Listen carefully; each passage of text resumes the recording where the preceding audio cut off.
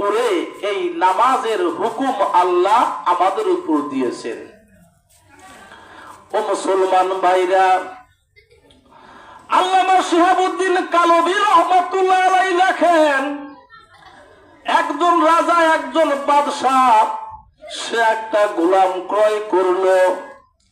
আগের দিনে গোলাম কেনা বেচা হইতো। একজনের বাড়িতে মানুষ থাকতো, সাপ্তাহিক অথবা মাসিক বেতনে মানুষ কাজ করত। এবং ওই বাদশা যখন একটা গোলাম ক্রয় করলো, এবার ওই গোলাম বাদশাকে ডাকতে বলে, বাদশা নামদার, আপনি তো আমারে ক্রয় করেছেন, তো ক্রয় করতে চান, তবে আপনার কাছে আমার 3টা শর্ত। আমি আপনার বাড়িতে কাজ করতে পারি, তবে 3টা শর্ত যদি আপনি মানতে পারেন, তাহলে আমি আপনার বাড়িতে কাজ করব। এবার মালিক বলল, ঠিক আছে, বলো তোমার 3টা শর্ত কি একটু তুমি বলো। এবার গোলাম ডাকতে বলে, আহাদুহা আল্লাহ তামানি আনিস সালাতি ইযা দাখালা ওয়াক্তুহা। ওই গোলাম ডাকতে বলে, মালিক আমার, আমি আপনার বাড়িতে কাজ করতে পারি, 1 নাম্বার শর্ত হলো যখন নামাজের সময় হবে আপনি আমাকে নামাজ থেকে নিষেধ করতে পারবেন না, আপনি আমার নামাজ থেকে বাধা দিতে পারবেন না। যখন মসজিদে মুয়াজ্জিন আল্লাহু আকবার বলে আযান দিবে, ওই সময় আমি আপনার বাড়ির আর কোনো কাজ করব না। আমি আমার মালিক আল্লাহর কুদরতে পায় আমি সেজদা করব। अगर खाही सुखने बाहक बगुई, अगर खाही सुखने बाहक बगुई, नमाजे खुद बाहुजूरे दिल जुई, नमाजे खुद बाहुजूरे दिल जुई।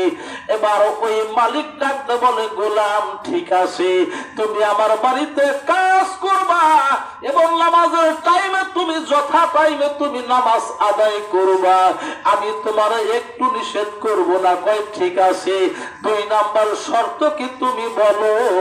এবার গোলাম ডাকতে বলে, মালিক আমার, আপনি শুনে রাখেন, 2 নাম্বার শর্ত হলো আমি আপনার বাড়িতে কাজ করব, আমি সারা দিন আপনার কাজ করব। ওয়ালা তাশকুলানি বিল্লাইল, রাতে আপনি আমার দ্বারা কোনো কাজ নিতে পারবেন না। সারা দিন আমি আপনার বাড়িতে অক্লান্ত পরিশ্রম করে আমি কাজ করব। আর যখন রাত্রি হইয়া যাবে, আমি আমার মালিক আল্লাহর কুদরতে পায়ে আমি সারা রাত দাঁড়াইয়া আল্লাহর ইবাদত করব।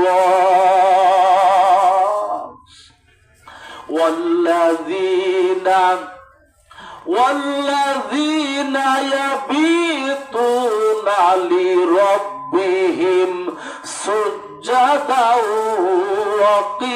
وقياما। আল্লাহু আকবার।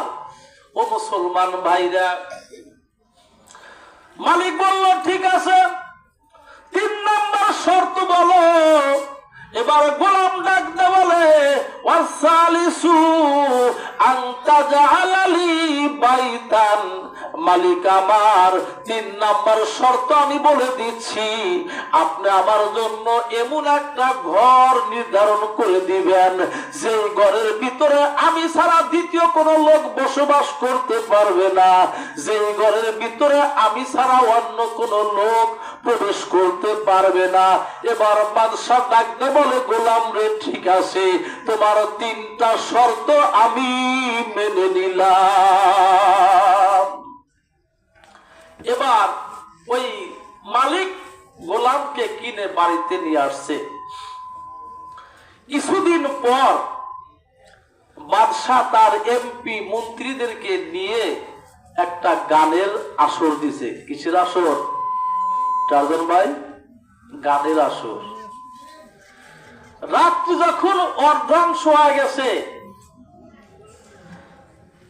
গভীর রাত পর্যন্ত তারা শরাব পান করেছে, মদ পান করার পরে আড্ডা দিয়ে আস্তে আস্তে যখন সব সদস্যগুলো চলে গেছে, বাদশাহ চিন্তা করলো সমস্ত লোকজন তো চলে গেল,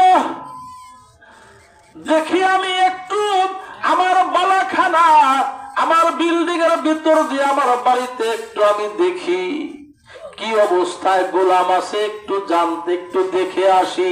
এবার ওই বাদশা যখন ঘুরতে ঘুরতে যখন ওই গোলামের ঘরের কাছে গেছে, তাকায় দেখি ওই আসমান থেকে একটা আল্লাহ প্রদত্ত একটা আলো ওই গোলামের ঘরের ভিতর দিয়ে ভেদ করে ওই ঘরের ভিতরে আলোটা প্রবেশ করেছে।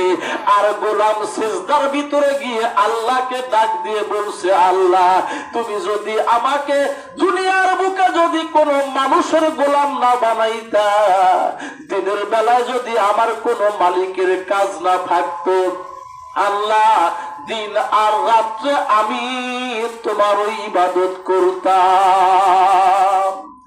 আল্লাহ তুমি আমার মাজুর মনে করো, অক্ষম মনে করো। আল্লাহ আমি তোমার তো রাতে দিনের বেলায় তোমার ইবাদত আমি করতে পারি না। এই কথা শোনার সঙ্গে সঙ্গে ওই বাদশা যখন বাড়িতে আবার যখন তার বাড়ির ভিতরে ঢুকে পড়লো, ঢোকার পরে তার স্ত্রীকে ডাকতে বলছে, ও আমার স্ত্রী শোনো, আমাদের বাড়িতে যে গোলামটা আছে এই গোলামটার আমি একটা কারামত দেখতে পেলাম। গোলাম জমিনের ভিতরে সেজদা দিয়ে গোলাম বসে আছে আর আল্লাহর কাছে বলতেছে, আল্লাহ যদি তুমি আমাকে দুনিয়ার কোন মালিকের গোলাম না বানাইতা আল্লাহ, তাহলে আমি দিন এবং রাত্রে আমি তোমার ওই ইবাদত করতাম। জোরে কোন সুবহানাল্লাহ। ও মুসলমান ভাইরা, এবার বাদশার স্ত্রী ডাক কয়, তুমি কি জন্য আমাকে ডাক দিলা না, একটু আমি দৃশ্যটা দেখতাম। এবার স্বামী ডাক কয়, স্ত্রী শোন, আগামী কাল আবার আমার গোলামের এই কেরামতি আমরা দেখব। ও মুসলমান ভাইরা, আবার যখন চলে যায়, দ্বিতীয় যখন রাত্রি এসে গেল, এবার গোলাম বেটাই আল্লাহর পায়ে কুদরতি সেজদা দিচ্ছে। এবার ওই মালিক এবং তার স্ত্রী দুইজন মিলে তাকায়া দেখতেছে, গোলাম ওই সেজদার ভিতরে আসে। সে বলতেছে, আল্লাহ ইয়া রব্বাল আলামিন, যদি তুমি দুনিয়ার মালিকের গোলাম যদি আমাকে না বানাইতা, আল্লাহ দিন আর রাত্রে তোমার ওই ইবাদত করতাম। ও মুসলমান ভাইরা, এই ঘটনা স্বামী স্ত্রী উভয়জন যখন এই ঘটনা যখন শুনতে পেল ভাইজান, শোনার দেখার সঙ্গে সঙ্গে সকালবেলা ডাক দিয়ে গোলামকে ডাকতে বলে, বুঝতে পেরেছি তোমার কাছে আমরা বলছি, তুমি গভীর রজনীতে যেই আল্লাহর কাছে তুমি দরখাস্ত করো, তুমি তোমার অক্ষমতা তুমি প্রকাশ করো, আমরা তোমাকে আল্লাহর হস্তে মুক্ত করে দিলাম। তুমি দিন রাত্রি একমাত্র আল্লাহর ইবাদত করবা।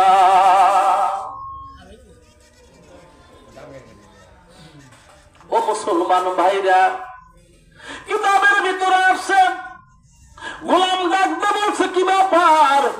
না, তোমাকে দিয়ে আমি আর কাজ করাইতে পারবো না।